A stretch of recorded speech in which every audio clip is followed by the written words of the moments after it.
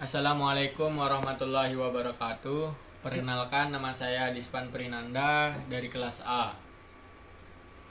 Saya akan menganalisis tugas agama kasus yang berkaitan dengan ajaran Islam yang berjudul kasus korupsi dalam perspektif agama Islam.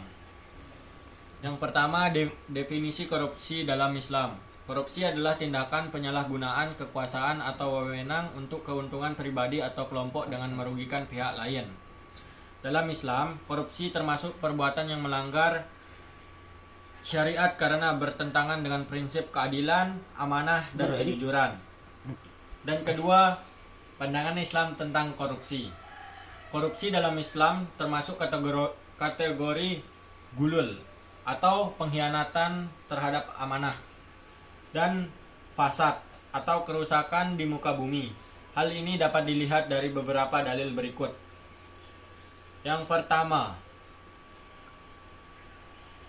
Allah berfirman, dan janganlah sebagian kamu memakan harta sebagian yang lain di antara kamu dengan jalan yang batil. Quran surat Al-Baqarah ayat 188. Ayat ini melarang segala bentuk transaksi yang merugikan atau mengambil hak orang lain secara tidak sah. Dan yang kedua, dan janganlah kamu berbuat kerusakan di muka bumi. Sesungguhnya Allah tidak menyukai orang-orang yang berbuat kerusakan. Quran surat Al-Qasas ayat 77. Korupsi termasuk kerusakan yang dilarang dalam ayat ini. Hadis Rasulullah SAW. Rasulullah bersabda, setiap pengkhianat akan membawa panji pada hari kiamat. HR Bukhari dan Muslim. Tindakan korupsi sebagai pengkhianatan terhadap amanah akan dipertanggungjawabkan di akhirat. Dan yang ketiga, prinsip Islam yang dilanggar dalam korupsi. Yang pertama, amanah atau kepercayaan. Dalam Islam, setiap pemimpin adalah pemegang amanah. Rasulullah bersabda, setiap kalian adalah pemimpin dan setiap pemimpin akan dimintai pertanggungjawaban atas kepemimpinannya. HR Bukhari dan Muslim. Korupsi adalah bentuk pengkhianatan terhadap amanah. Yang kedua, keadilan. Islam mengajarkan keadilan sebagai pilar utama kehidupan bermasyarakat. Korupsi menciptakan ketimpangan sosial dan melanggengkan kemiskinan, sehingga melanggar prinsip keadilan. Dan yang ketiga, kejujuran atau sidik. Korupsi bertentangan dengan sifat kejujuran yang menjadi ciri utama seorang muslim. Yang keempat, dampak korupsi dalam perspektif Islam. Yang pertama, individu. Pelaku korupsi mendapat dosa besar dan ancaman azab di akhirat. Yang kedua, masyarakat.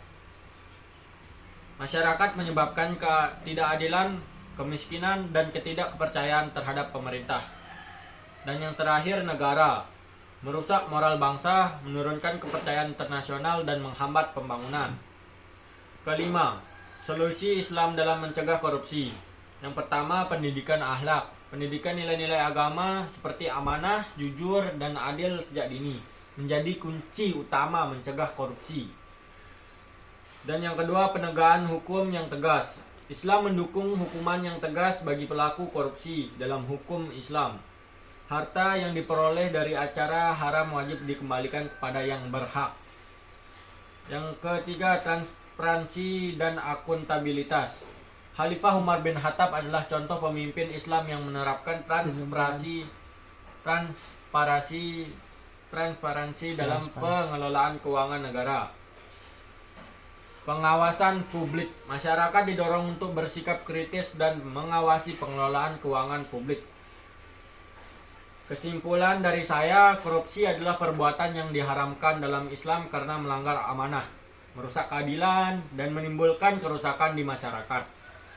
Islam mengajarkan bahwa setiap individu akan dimintai pertanggungjawaban atas perbuatannya, termasuk pengkhianatan terhadap harta dan wewenang publik. Oleh karena itu, pencegahan dan pemberantasan korupsi harus dilakukan dengan pendekatan yang integratif, mencakup pendidikan moral, penegakan hukum, dan pembentukan sistem yang transparan. Mungkin hanya ini yang dapat saya sampaikan, kurang dan lebihnya saya mohon maaf. Wassalamualaikum warahmatullahi wabarakatuh.